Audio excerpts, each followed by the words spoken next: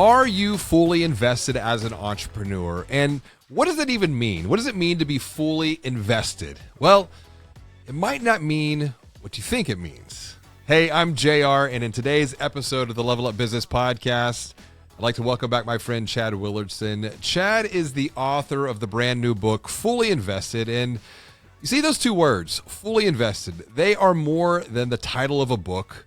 They're more than a message. Fully invested is a mission. And in our conversation today, Chad and I unpack why work-life balance is a myth, how entrepreneurs can master the art of integration and alignment, and what it takes to stop chasing the next big thing and start building a life of deeper purpose and connection. But first, when you think about the impact of your mission, when you think about the impact of your message, I have a question for you. Are you a visionary entrepreneur who wants to elevate your brand and expand your influence so that you can increase your impact? Well, if this is you, you're the reason that we're on a mission here at Level Up Business to amplify the voices of visionary entrepreneurs by unlocking their wisdom, sharing their stories, and publishing their books. So when you are ready to level up your business and your life, send me a text, 832-240-1922. That's because I want to teach you. I want to show you how you can amplify your voice so that your mission and message are seen, known, and heard by those who need your help the most. Now, let's get ready to learn. Let's get ready to grow. Let's get ready to level up together with Chad. Chad, welcome to the show, buddy. It's good to have you back again. You've got so many cool things going on in life. New book coming off of an event tied to the book, the Fully Invested Live event.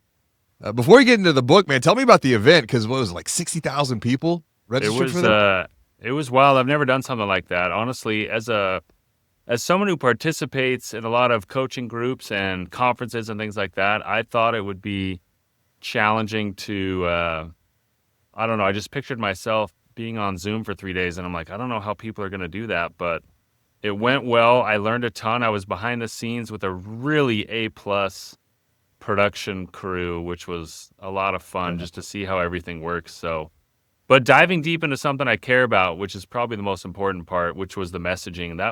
That for me was the best part of all of it, is I got to dive deep into something that I care about a lot.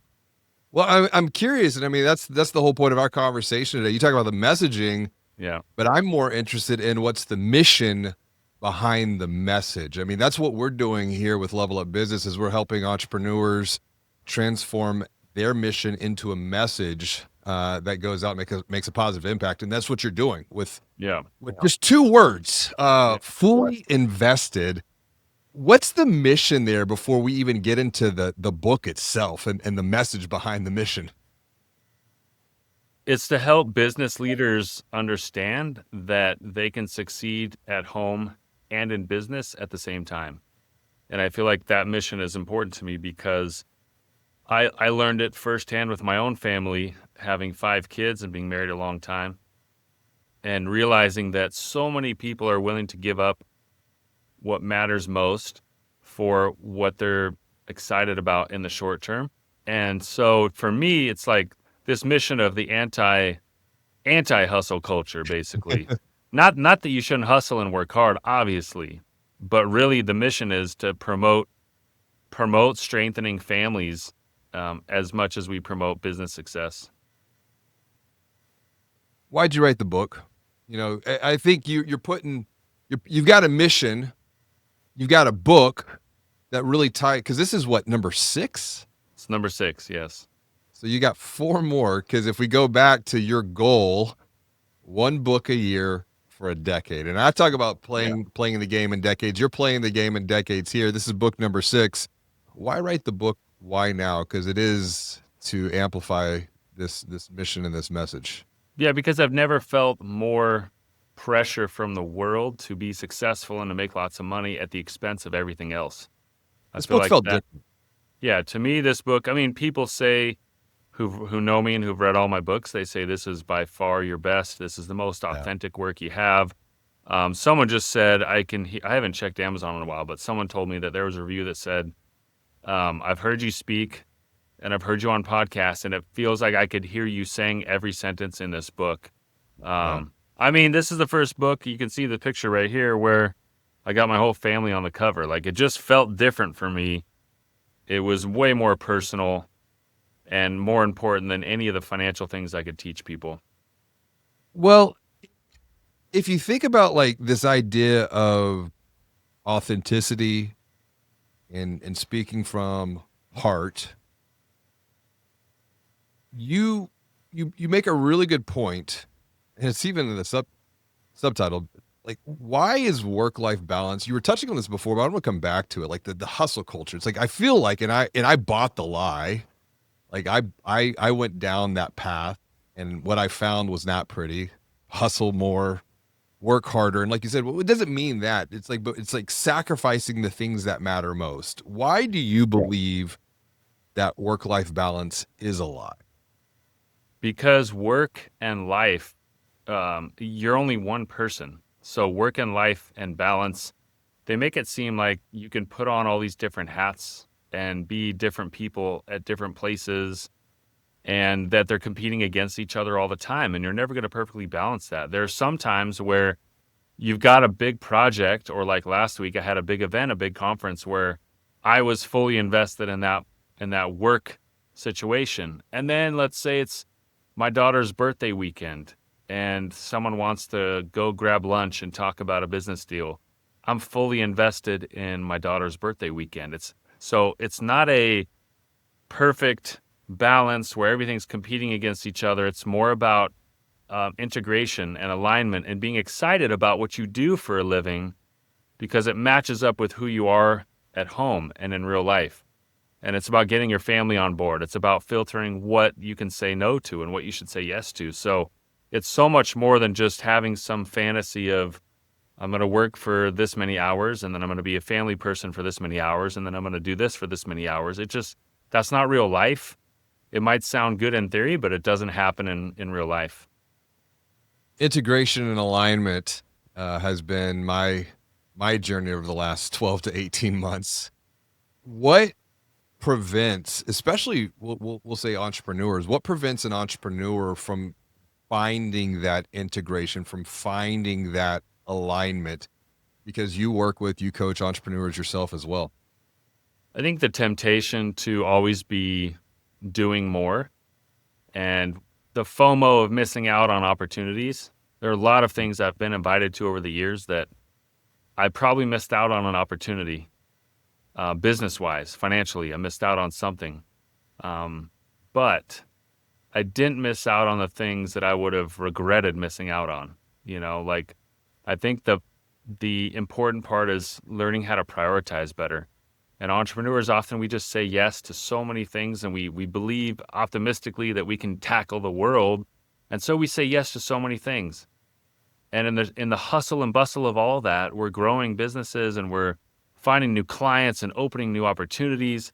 And then we might look back 5-10 years from now and realize, man, the stuff that I really should have paid attention to, I completely let go in the pursuit of growth. Well, you in chapter 1, you talk about ranking and rating the big 8, and you open up this chapter, and it even resonated when I was prepping for our conversation today, because last night, and I know you come from a basketball background, you've got kids in basketball as well. Have you ever seen The Pistol? Of course, yeah. So we watched that as a family last night, and when you were talking about you're 5 years old, you're playing basketball, you're indoors, you're at your grandparents' new beach house, and you knocked over a pitcher of Big Red Punch Yep. on their brand new bright white couch. White couch. Yeah. Yeah, it reminded me of The Pistol last night, dribbling around blindfolded. And I watched that movie so much as a kid growing up, and it's like hearing his father and talking about dreams. It hit different. It's been probably 20 years since I saw, but now as a father of 4, watching this with my kids, it opened up a lot of good conversation. But your grandmother said one thing. She said, "It's okay. We can fix it. Nothing to worry about. People are more important than things." And it's been 40 years since that moment. And your grandmother has long since passed, but you didn't forget the words. What did that experience have on you? I think about it all the time when stuff happens. When I was when I was engaged to my wife, we were in college and we came back from Christmas break. We both went home to California to our separate families, and then we met back up at college after Christmas break, and it was January, and she found out that the house that she was renting in college was robbed, and she lost all kinds of stuff. And we didn't, we were about to get married. We didn't have much, and she lost a lot of things that were important to her, expensive and things like that she brought up to college. And then I guess if they found out that it was somebody that was like an affiliate, a friend, and an acquaintance of the people her roommates, and it hurt even worse. And it was like this moment, and I remember Grandma's words coming to my mind that was just like, look, people are more important than things. Things can be replaced in the future. We'll figure out a way to get, save up and get some of that, replace some of that stuff you lost in your computer and all of the things that were important for a college student. And just thinking about like things come and go. And so I've thought about that many times. If I make an investment and the investment goes poorly, like it's okay. Like I didn't lose people in my life. I lost money. And it reminds me what's temporary and what's permanent. What are the big 8 areas? Because I've often thought about like 5 big areas: faith, fitness, family, founder, work, finances. You've taken those to 8 areas. What are the big 8 areas? Yeah, and there's so many versions of this out there, but I felt as I made this list for Elevated and for this book, I just thought like I couldn't exclude any of these 8. Health and wellness, money and wealth, family, faith and spirituality, personal growth, business, fun and adventure, and key relationships. And some of the 2 that I see left out a lot, maybe the 3, fun and adventure is often left out because we're so goal focused. We're type A, we're achievers. And so people don't even put that in there. But I find that if you don't have fun and adventure, the spice of life, like thankfully my wife brings that all the time. She's always up for an adventure, a trip, or an experience. Another one that gets left out a lot is key relationships. I found as I was immersed in business growth, I realized like I didn't really have good friendships. Like I wasn't doing anything with friends. It was either just work or family. And there was no social part of my life. And so it was really important for me to get back to like, how am I doing in my key relationships? And then people talk about personal growth, at our event, someone mentioned that like, they're so focused on helping their clients, helping their people who work for them, and helping their kids. And they realized that they hadn't invested much time or money in their own personal growth. And that's why they were so excited to actually be there learning and taking notes and like expanding their own vision for themselves. So I feel like the other ones are pretty common on most people's life assessment, activities. But those are 3 that I believe they really make a big difference. Your own growth, your fun and adventure, and your relationships, your social life. I agree. And even whenever I was exploring mine, what did I leave off? I left off friends. I left off fun. That those are so key, important in the personal growth. I want to come back and maybe unpack those 3 areas a little bit further for you, because you mentioned the fun and adventure. You mentioned your wife. She's always planning something, it seems like, for you. As I left for the studio this morning, she was at the kitchen table on her laptop, and she was looking up an Ironman race in Germany. And I just laughed as I walked out the door. I said, all right, I'll see you later. I'm going to work. She's always up for fun and adventure. Was it always that way for you? Like, were the 2 of you always down for fun and adventure, or was that an area of life at one point that might have been under-indexed? Oh, it was for sure. We didn't do it as much fun and adventure when our kids were little, like under 6 years old. But we tried to do things. She would say, I found this waterfall hike, or I want to go to this park and try this out, or there's an amusement park we can drive. It's only a few hours away. So she's always got something new and challenging she wants to try, and I'm up for most of it, not all of it. So kind of works like that.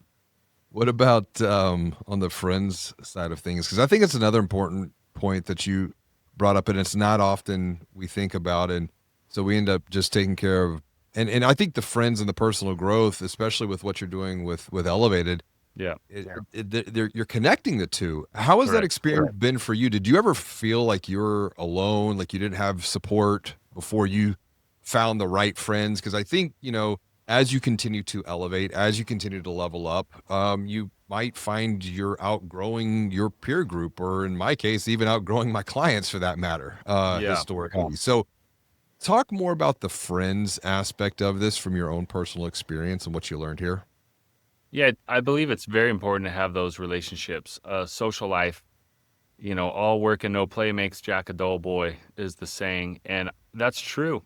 And we forget that. We think, at least I've fallen into that trap where I was mostly focused on achievement and not as much on social connection.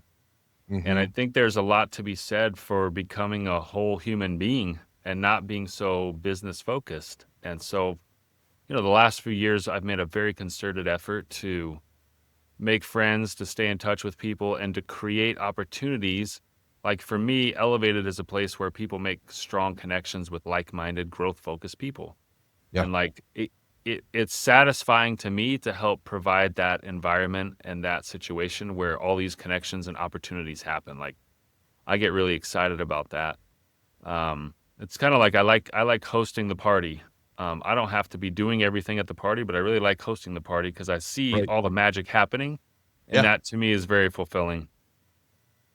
Is is perhaps this time in quote unquote history more important to be thinking about connections and thinking about conversations with others who are going to challenge you, uh, because I think we're more connected than we've ever been. Technology has allowed for that, but it's like there's this old Armin van Buren song that says everyone's connected, but no one is connected. The human element's long been missing.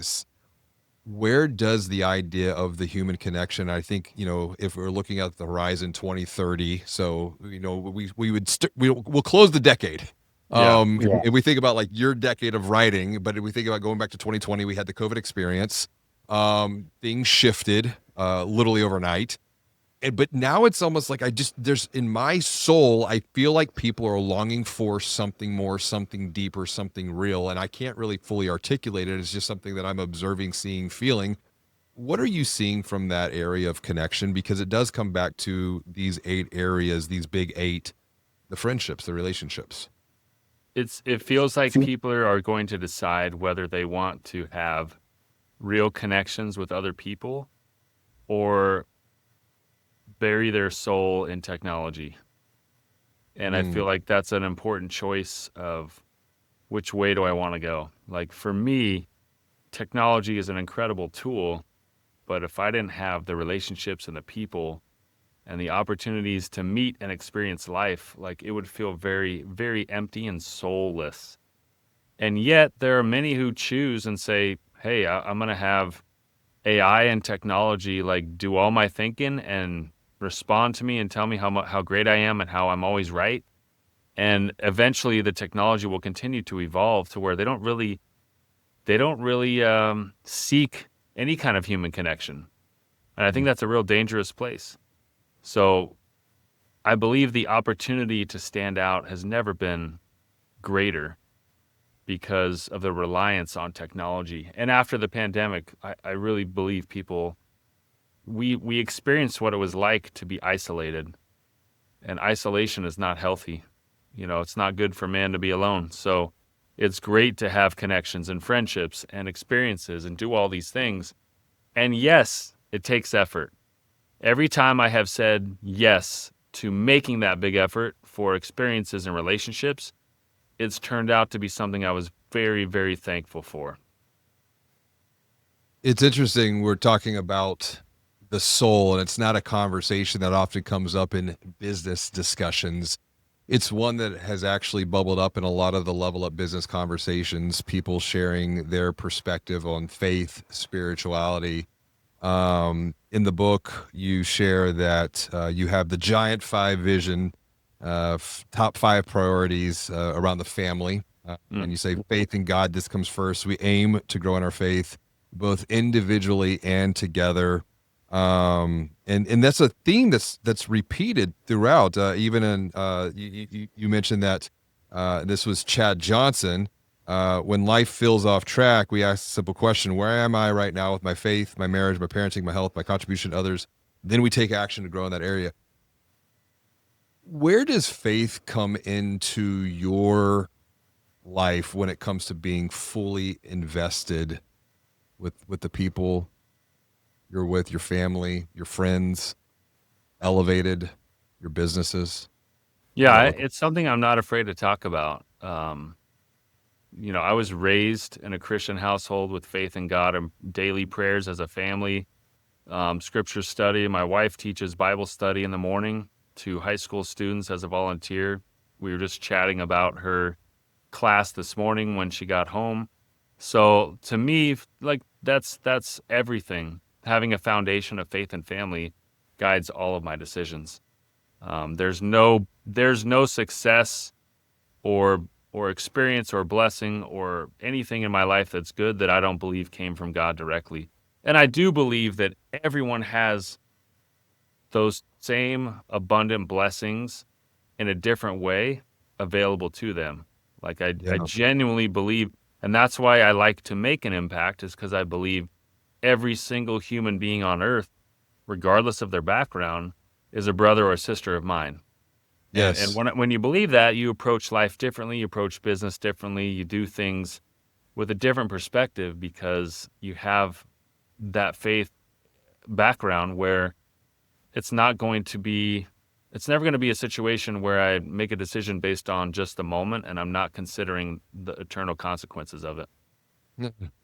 it's interesting. I was having a text message conversation with a fellow entrepreneur over the weekend, and we were going back and forth, and he shared something. He said, lately I've been thinking that I need to exercise greater faith in Christ by raising my vision for what's possible for me to accomplish with his help. Mm, And so if I think about my own entrepreneurial journey, faith got bumped way down on the list. Even though I was raised in a Christian home, it was, I would say, not a priority. And then within the last 12 to 18 months, things have shifted. Even when I've coming up with the virtues for Level Up Business, the very first, not values, they're virtues, which actually are family values, mm, or family virtues that have now found their way into Level Up Business. So it's an interesting point to your point of the integration here. And the very first one is to be the light. It oh is wow. to share the light of God, to share the light of infinite intelligence, of infinite wisdom with others. And so that's just been this natural extension progression. But a lot of that for me has come from, I would say, something that, back to your point, people don't think a lot about when it comes to fully invested, which is investing in themselves, the personal development side. And you say we will invest in everyone else, but we tend to not invest in us. Well, I guess the question is why? Why do we tend to not do that? And then what does that personal development journey, that personal growth journey look like for yourselves? Were you always investing in yourself there? So for me, when I think back to like early years in my business career, I was very much focused on personal development and growth. I would read a lot. And the first, I guess, purpose behind all that was I realized I didn't know very much. Like I had to admit to myself that I was new, I was young, and most people knew more than me. My potential clients, I felt like knew more than me. The people around me in the industry knew more than me, and it was like I've got to catch up somehow. And so I developed a habit of just personal growth to where I became obsessed. I really became obsessed with development, learning, and growth. And it's like, do I love to read? No, I don't. But do I love to learn? Yes, I do. I love to learn. So conferences and taking notes and podcasts and books, whatever I can consume, if I can get a new idea and implement it and take action on it quickly, then I'm going to learn quicker. And so over the years, I would join groups, I'd go to conferences, I'd listen to coaches and mentors, and I would take notes and take action. I would take notes and take action. And it just became who I am until we're now in Elevated and I'm helping people do the same thing, implement, take notes, take action with accountability, extreme accountability. And I believe that's where the growth really happens, is when you're learning, you're trying, and you're being coached and mentored and supported along the way. The taking notes, the taking action, it's real. It's one of the reasons why I just am working with you and everyone else in Elevated. I feel like I've had the experience that I've had because I've taken the notes, but I wouldn't always take the action. It's like I would do the thing, I would get the information, but I wouldn't apply it. And I say there's 4 areas here. There's the awareness of, hey, here's the opportunity, or here's what needs to change. And then there's the level of acceptance, like, okay, I got to do the thing. And then there's the action. And then there's the accountability, because it's easy to take the action for a little bit. But you said something, I did this until it just became who I am. Right. What do you mean by that? Like, I just did this until it became who I am. And we're going to come back to faith. I think those 2 words, I am. I mean, now we're talking about belief and how much belief drives behavior, because it's like, if you want to change something in your life, you got to change the behavior. But I think so many of us try to change the behavior without realizing, we want to change the behavior, we got to go all the way down and change the belief, which is who I am to begin with in the first place. Yeah, changing the belief, just extreme accountability and ownership of all my results are my fault. Good or bad. Like, I have to own that, like, if I'm eating donuts, I'm gaining weight. If I'm exercising, I'm getting healthier. If I'm reading the books and doing the things, I'm getting smarter. Like, so I just realized, like, I really can impact my future if I just go for it and I go all in. And so it became who I am, because I decided when I learned something, the gap between me learning it and me trying it just became shorter and shorter. Until eventually, if I learned something, I would immediately act on it. And like I said, that became who I am. I became known for being someone who just goes for it and takes action right away. And has it always worked out? Absolutely not. Like, have I failed a bunch of times? Of course. But I've also had a lot of success because I took action when it was scary or uncertain. And I wouldn't have all these experiences and stories and these platforms if some of that didn't work out sometimes. So it's definitely worked out to be a person of action. You said something I want to roll back on, because you write about this in the book. You talk about being all in, and I think the way you frame it in the book, it's developing, it's mastering an all in mindset. Yes. What is the all in mindset as we start to wrap up, and how does one develop it? How does one master it so that they can become fully invested? It's actually not. It's counterintuitively, it's not by doing more. So being all in does not mean you're doing more. And I think that's our fear naturally, is that, well, I have so much on my plate. I'm really busy. I can't be all in on all these things. It's actually by doing less. It's saying no to a lot more things. It's looking at my life and saying, what's on my life plate? What's on my calendar? What's on my to-do list that should not be there? And it's getting rid of those things that you're not all in about, and then just really giving 100% to the things that you care about most. And that might only be a handful of things.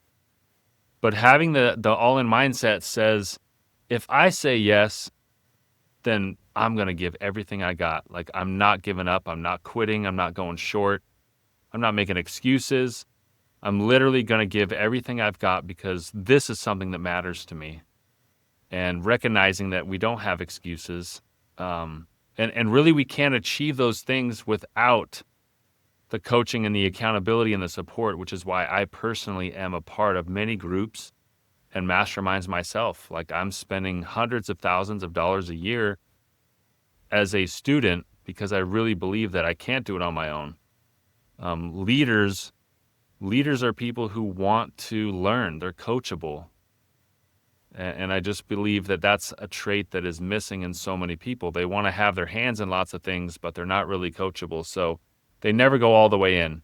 They just kind of stay on the surface level with many things.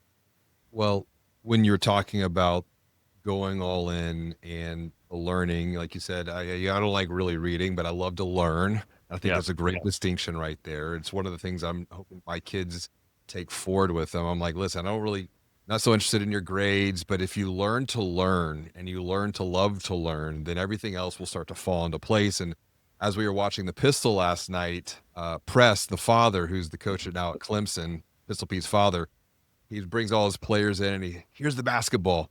And then he draws a circle in the basketball and he says, there's maybe like a 1-inch circle. He's like, this is what I know about basketball. And then he has like the whole basketball and he's like, this is everything there is to know about the game of basketball.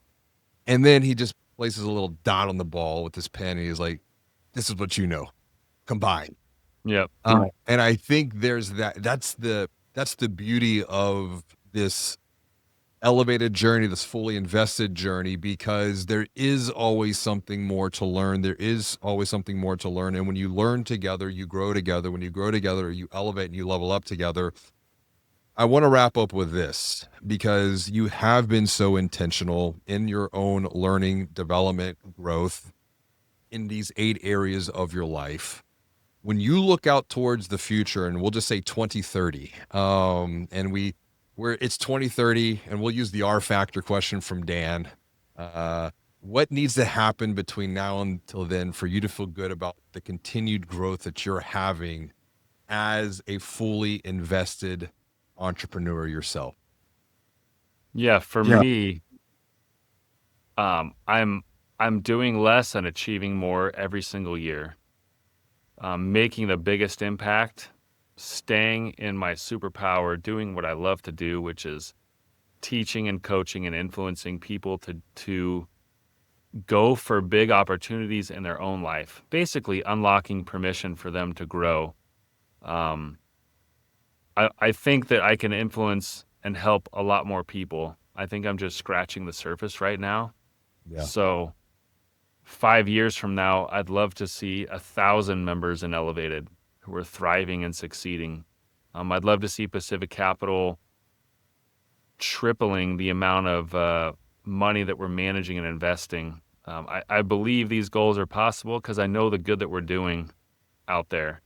And so as we continue to strive to reach these big goals year after year after year, like we're going to make more of an impact on people in a positive way that affects their families and their team members and employees and their clients. And so to me, it's a massive impact that only happens if I'm fully invested in the gifts that I've been given.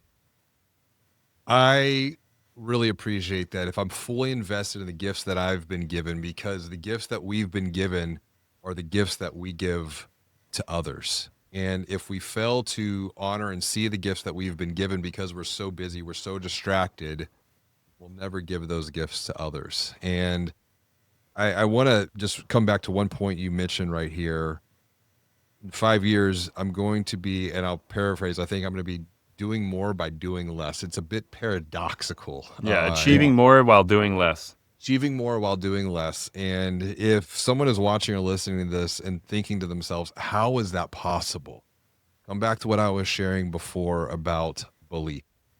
You want to shift the behavior to go all the way in and transform the beliefs that you have first and foremost about yourself. And I would recommend to do that. Get the book, Fully Invested, Why Work-Life Balance is a Total Lie.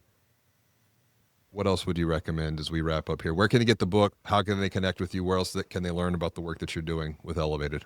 Yeah, fullyinvested.com is the book, and then just chadwillardson.com to see what's happening. I'm active on LinkedIn, so you can always find me there on LinkedIn as well. Connect with Chad, learn with Chad, elevate with Chad. Chad, I appreciate you, buddy. Thank you, sir. Thanks for having me on.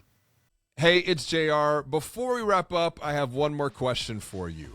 Are you a visionary entrepreneur who wants to elevate your brand and expand your influence to increase your impact? If this is you, you're the reason we're on a mission to amplify the voices of visionary entrepreneurs by unlocking their wisdom, sharing their stories, and publishing their books. So, when you are ready to level up your business and your life, send me a text to 832-240-1922. That's because I want to teach you to amplify your voice so that your mission and message are seen, known, and heard by those who need your help the most.